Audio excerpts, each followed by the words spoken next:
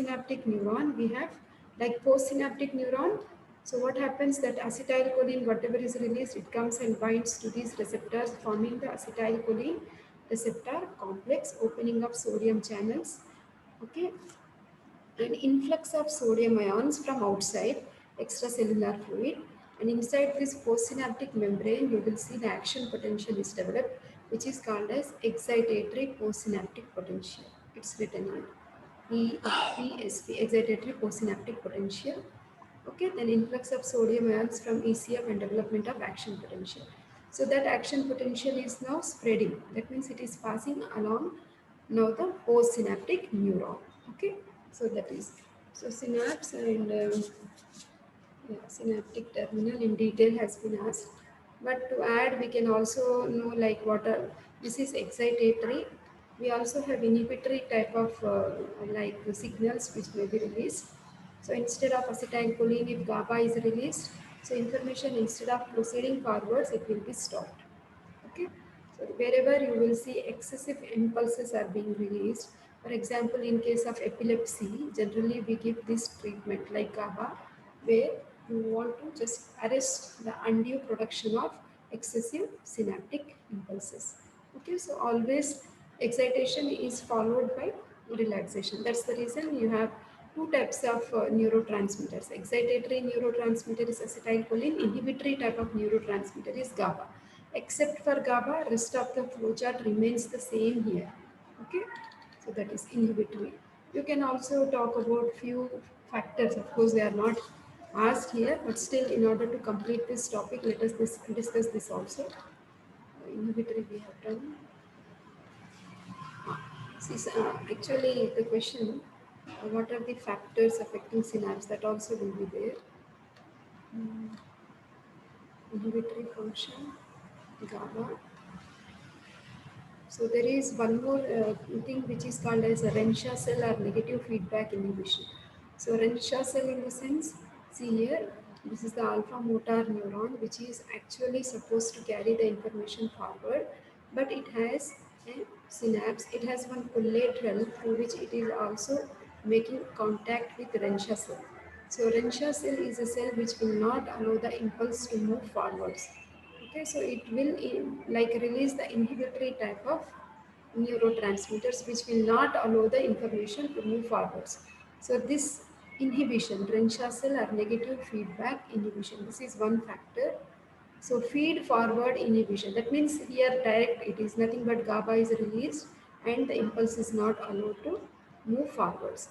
Reciprocal is inhibition of antagonistic muscles when group of muscles are activated. Suppose when you are flexing your elbow, flexors are active and extensors are inactive. That means one should receive acetylcholine, the other should receive GABA, isn't it? So like that, you are finding that is reciprocal inhibition. So this properties is important. So what are the various properties of synapse? Synaptic delay itself can be a 3 marks question most probably, but sometimes it will not come as 5 marks because it's very small. See, the small amount of delay which is generally occurring between the presynaptic neuron to postsynaptic neuron, when you consider the primary picture, like in some fraction of seconds, there will be a delay of impulse to move from presynaptic to postsynaptic neuron. That's what is called as synaptic delay. Okay, so it's a short delay that occurs during the transmission of impulse through the synapse. So it's the time taken for the release of neurotransmitter, passage of neurotransmitter from axon terminal to postsynaptic membrane. Okay, action of neurotransmitter to open the ionic channels. What are the ions which have to be opened in postsynaptic membrane? Sodium ions, isn't it? So how much is the delay? It is very small, zero point 0.3 to zero point 0.5 milliseconds. Okay. So this, what is the significance? Determination of synaptic delay helps to find out whether the pathway by a reflex is monosynaptic or polysynaptic. Monosynaptic in the sense if it is like presynaptic neuron has connection only with one postsynaptic neuron, you call it as mono. If it has connections with many neurons like you are finding here, then you generally call it as polysynaptic neurons. Now that is one synaptic delay. And first one is one-way conduction. That means impulse is always moving forwards. Okay. So only in one direction. So presynaptic neuron to postsynaptic neuron. Fatigue. Like muscle also undergoes fatigue. It's a human tendency. Whichever organ is functioning continuously, it doesn't work. No, for some fraction of seconds, it is also relaxing. Okay, so during continuous muscular activity, synapse becomes a seat of fatigue along with bed cells. Where do we find bed cells? Do you remember the layers of cerebrum? How many layers In do the we have? pyramids of medulla, Uh, pyramidal cells. Pyramidal cells of the cerebral cortex. Okay. Okay, okay. How many layers do we have histologically in the cerebral cortex? Do you remember? 6 layers, no? Retina has 10 Yes. layers, no? Cerebral cortex has 6 layers. Okay. No. So fatigue is occurring because there is a release of acetylcholine. Muscle has contracted, but muscle also will relax for some time, during which you will see there is no neurotransmission taking place. Okay. So depletion of acetylcholine occurs because of two factors. One is soon after the action, acetylcholine is destroyed by acetylcholine esterase. Okay, due to continuous action, new acetylcholine is not synthesized. Okay, this is only for fraction of seconds, during which again the neurons and muscles will regenerate. Okay, then you have one more property of synapse, that is called as summation. Summation means, this picture will help us. Summation means like many presynaptic neurons are summing up their effect and they are acting on the postsynaptic neuron. So that is simultaneous stimulation of many presynaptic terminals, that is called as spatial summation. We also have one more summation which is called as temporal summation. That means one presynaptic neuron, it is being repeatedly stimulated. Okay, so you call it as temporal summation. We have one more property which is called as convergence and divergence. So convergence in the sense, see, many presynaptic terminals are actually forming synapse with one postsynaptic neuron. Convergence is a process by many terminating same thing with whatever is shown here. The opposite of which is divergence. Okay. So electrical property is the electrical activity which has been developed when we were doing synapse. Okay, excitatory and inhibitory postsynaptic potential. Excitatory we saw with acetylcholine, inhibitory we saw with GABA. Okay, so then go to endocrine system from your respective textbook and take out adrenal gland, 425 page in my textbook, 425. So what are the zones we find in the endocrine gland? Adrenal cortex and adrenal medulla, isn't it?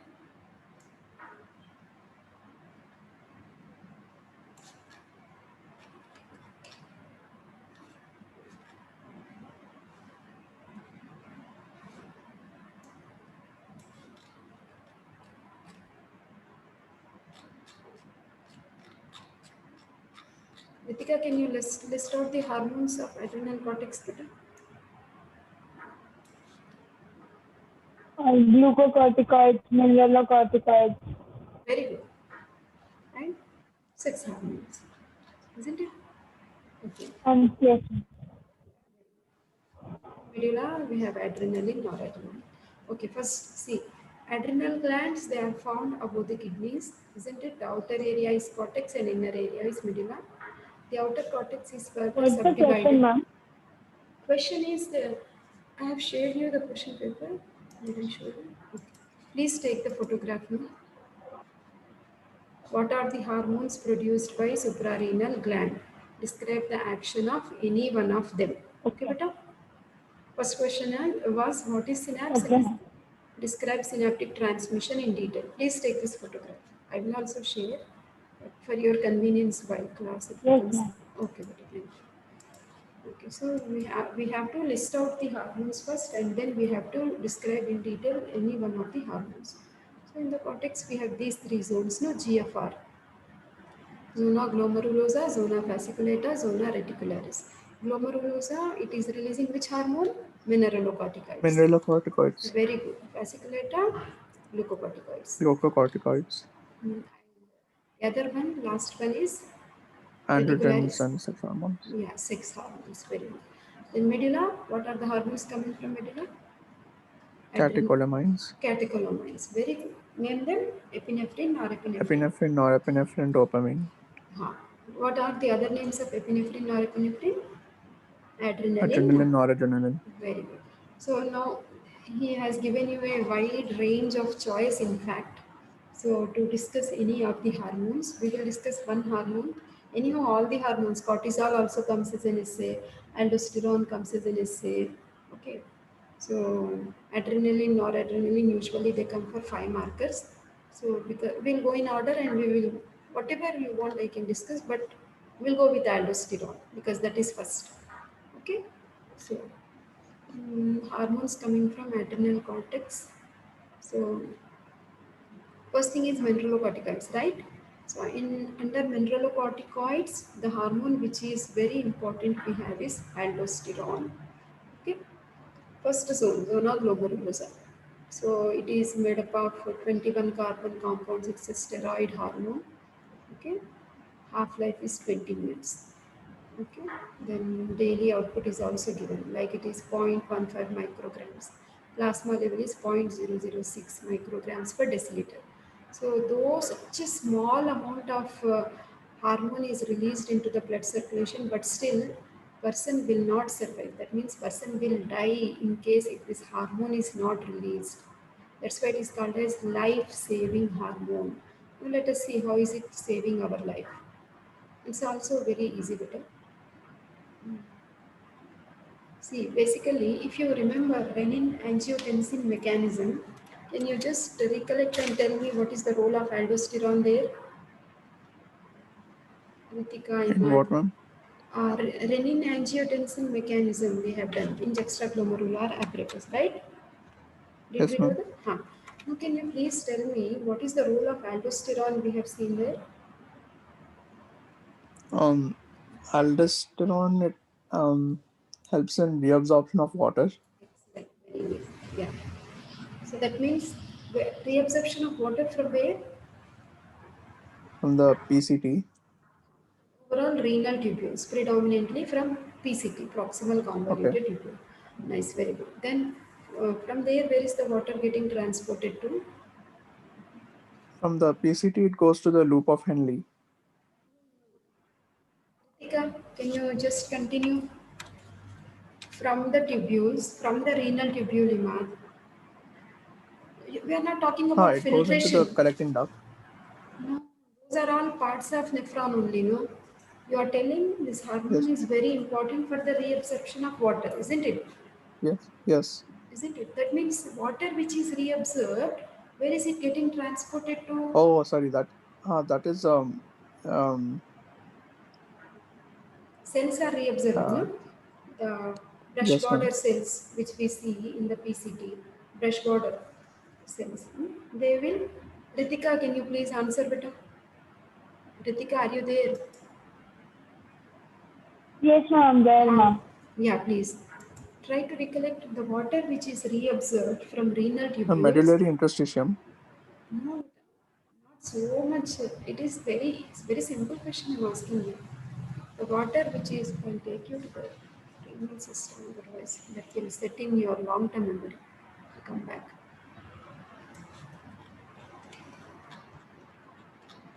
Do you remember, Ritika? Are you able to recollect? Uh, Okay, Vito. See here. no, What? ma'am. See these. No problem. These are all like Imad told us: PCT, Henley's loop, DCT, and collecting duct. Everywhere, if you observe, inside lining will be tubular cells. Okay. What these tubular cells will do? They will help cells like this, like this. Yeah, it to be more clear, like these are the tubular cells, parietal cells, whatever is written here. So they start, whatever is filtered in the glomerulus, the blood is being filtered, ultrafiltration under high pressure. Okay, the blood is filtered in this capillary network and it will enter into PCT, the glomerular filtrate. You don't use the word urine also because so many changes will occur when the glomerular filtrate is passing along this nephron. That's what we will we, some of you, like with Ritika, have studied in chucks. What is that mechanism, beta? Counter current exchanger and multiplier mechanism. That we will study later. Anyhow, that is an essay question. Now see here. Now what I want you to remember, the basic concept is whatever cells are there lining this nephron, whatever water and minerals they are reabsorbing, they will immediately transport this to vasa recta. The capillary network which is surrounding the nephron is called as vasa recta. Is it clear? Yes, ma'am. So water, what is reabsorbed, is it increasing the blood volume or reducing the blood volume? Increasing. Increasing. Okay, the water is being transported to the blood circulation. That means the blood volume is raised. So that means it is helping in regulation of blood pressure. Basically, when the blood pressure is low, we have to see that we give aldosterone, isn't it? That will increase the reabsorption of water, increase the blood volume, so that the blood pressure which was low will come back to normal. That is the basic concept better. That's how it is called as life-saving hormone. Imagine if aldosterone was not there, you are telling water reabsorption from the renal tubule, it will not occur. Nicely the water will go through this collecting duct. Finally the water will get excreted through this pelvis ureter urethra outside, isn't it? That's how you call aldosterone as life-saving hormone, more than ADH. In fact, if aldosterone is not there, then what will happen? Person will die. That's why, see, there is a very good picture which is helping us to understand this better. Suppose this is PCT. Okay, these are the tubular cells with brush border. We have different types of transport mechanism for water. Just a minute, let us see. New number only, please.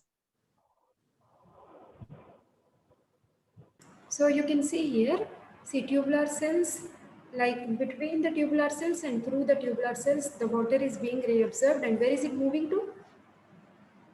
Is it going out through the lumen or is it transported to capillary? That means vasa recta. Okay, so that means that's how the blood volume is getting expanded.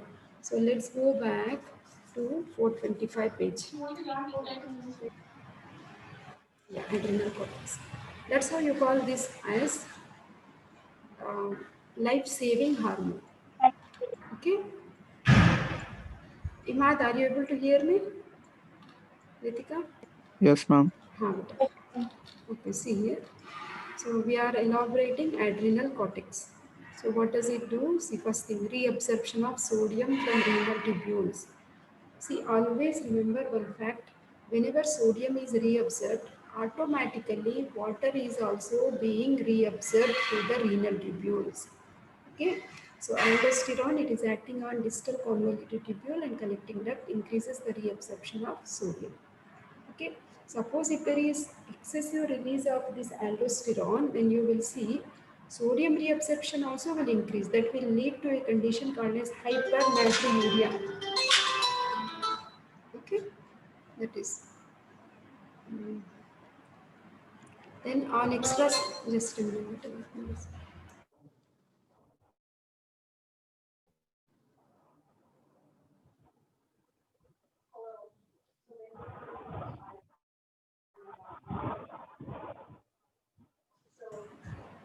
So that is better.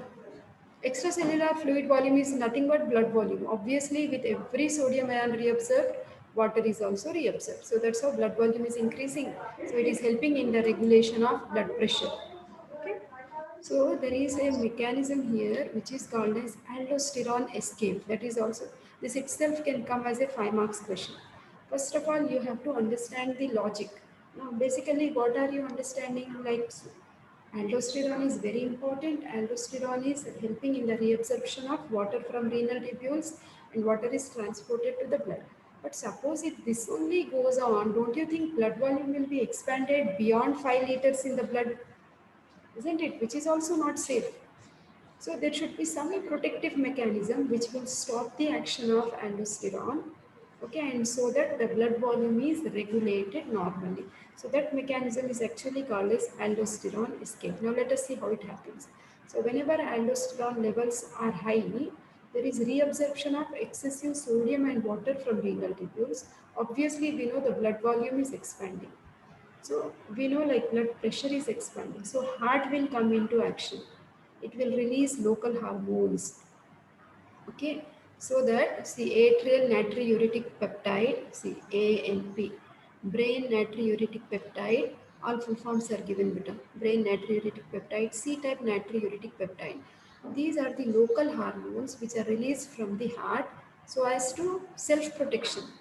Okay, so that it will not allow the water reabsorption to take place from the renal tubule, and it will in fact antagonize the action of aldosterone. That means it will promote the excretion of sodium.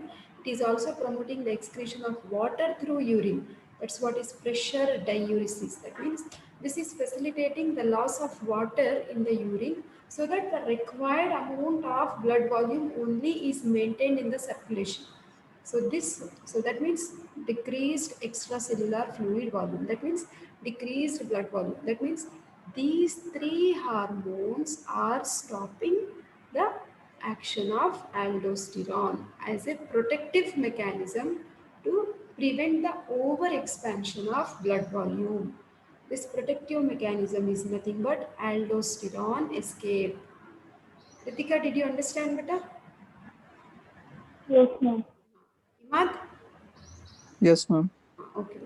Now see on the other glands, you see as just now you told me it is helping in the reabsorption of water in the nephron, renal tubule. Similarly, these all glands like salivary glands, sweat glands, there also it will show the similar effect. Reabsorption only. Even on the intestines also, reabsorption of water, sodium. Okay, wherever lumen, wherever tubular cells, wherever intestinal cells, everywhere the same action. Okay, notice. So importance, this is life-saving hormone. Now let us see what happens. Suppose if there is deficiency of aldosterone. So obviously just think if aldosterone is not there, overall we know the blood volume will be reduced, circulatory shock. That means the blood volume instead of 5 liters of blood, we may have 1.5 to 2 liters of blood only. Obviously the cardiac output will fall down drastically, which may lead to death.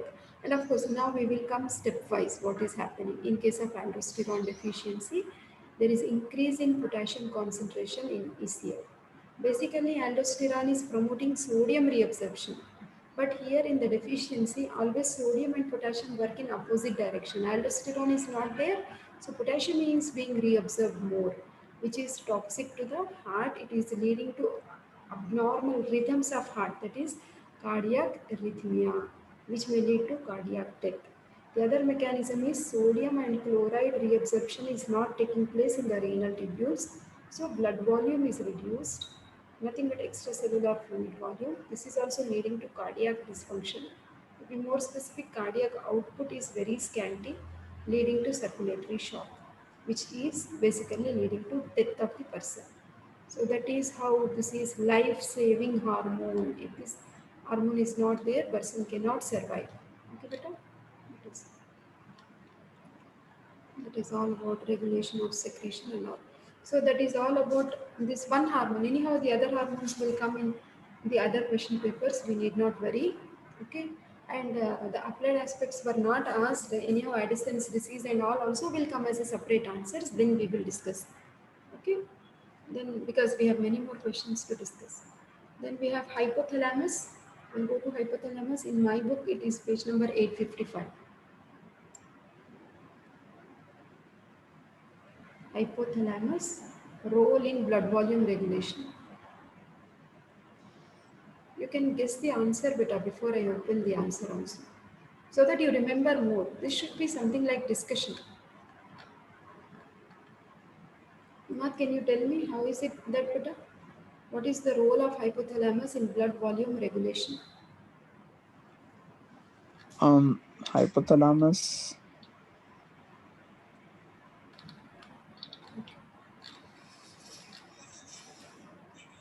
Okay, better, no problem. Aritika, can you guess anything better? If you start thinking more, you will remember more better. That is human brain Ma'am, will become posterior pituitary hormone. ADH hormone, isn't it? We know like the Yes, yes. anti-diuretic hormone is basically synthesized in hypothalamus. We know it is traveling through hypothalamo-hypophyseal tracts and then going to posterior pituitary. Posterior pituitary is not the source, in fact, though it is released from the posterior pituitary, isn't it? So, hypothalamus' role in blood volume regulation is again somehow more or less it is again related to aldosterone like function, just now what we have studied. ADH, anti-diuretic hormone, is the hormone synthesized from hypothalamus. It is released from posterior pituitary and it will be increasing the reabsorption of water again from renal tubules. That water is transported to vasa recta. That means it is helping in the increasing of blood volume. That's how regulating blood pressure. Okay, very simple, better. That is the role of hypothalamus in the regulation of blood pressure. Okay, same thing is written here, better. To be more specific, it is actually synthesized in the supraoptic nucleus. Okay, it is regulation, blood volume regulation.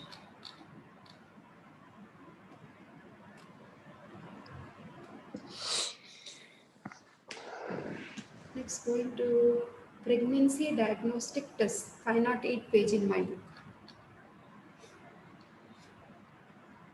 Female reproductive system or reproductive system. Ma'am, what's the question? Pregnancy test, better. Okay, ma'am. Pregnancy test. 508 in my book.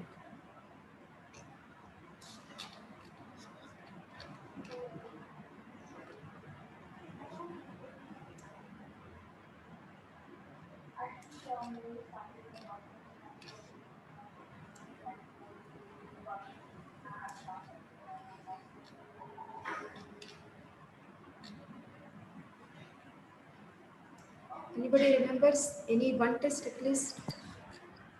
Ma'am, for what? Pregnancy test, better. 508. Ma'am, HCG test. Very good. That is the Human most chorionic important test. gonadotropin. Yeah, very good. What is HCG? Can you elaborate? Human chorionic gonadotropin. Yeah, It is from where? released during pregnancy Yeah. What is the from source? the corpus luteum, Any other source? placenta. Yeah, very good. It is basically a placental hormone, better. Okay. Okay. So, and this is the hormone which is like released during pregnancy. Page number 508. Any other test, better? So many tests will be there, no? Um, Ultrasound scan. Yeah. Okay. Ultrasound scan and all you can write. But here Amniocentesis. urine test is only preferred, but in case of pregnancy Okay, okay. test in physiology, we generally take the urine test with that velocity or some type of techniques usually we see in the media also, no? Like it's very easy to detect if the lady is pregnant or not by checking the release of this hormone HCG, human chorionic gonadotrophic hormone is released in the urine of pregnant ladies. So we have many tests, in fact, like biological tests. Biological tests are not recommended nowadays. Just you can write the names of these tests. We are generally injecting the pregnant lady's urine in mice, and then we are generally sacrificing this mice and checking for the ovaries inside. So if the ovaries are actually swollen and if they are finding presence of Carpura lutea, then it will indicate like the lady is pregnant. That means the presence of HCG in urine. Okay, that is Ashim Zondek test. Similarly, we have many biological tests like we have Cooperman test, Friedman, Hoban, Gallivan. All these tests are not used nowadays at all. They are extinct. But just to complete answer, you can make use of this as a list for pregnancy test. Okay. So disadvantages, we know that they require animals. We need to sacrifice these animals. The results are also not quick. Okay. Immunological tests are very, very important. Okay. So immunological test is the very there is a pregnancy test kit available. Have you ever seen in the TV or somewhere? There will be a kit which will be shown. Basically, the kit will have three lines. One line will be dark violet in color. Okay, that is for comparison. The other two lines will check whether the lady is pregnant or not. How is it possible? So you have to take the pregnant urine with the help of pipette. Okay, first take the pregnant urine inside a beaker. Okay, then collect it in the pipette and take that slide where you have a window where you have this violet line and a comparative line. Okay, suppose if you put the droplets of urine into that window, if you get the same violet color, which is for comparison, so that shows that that lady is pregnant. If you don't get that violet line, that shows the lady is not pregnant. How is that? That means the urine is containing HCG and that kit already contains anti-HCG antibodies. If that anti-HCG antibodies are coming in contact with HCG antigens, the interaction of antigen and antibody will lead to that violet line. Okay, that will help us to check if the lady is pregnant or not. That is what is immunological test.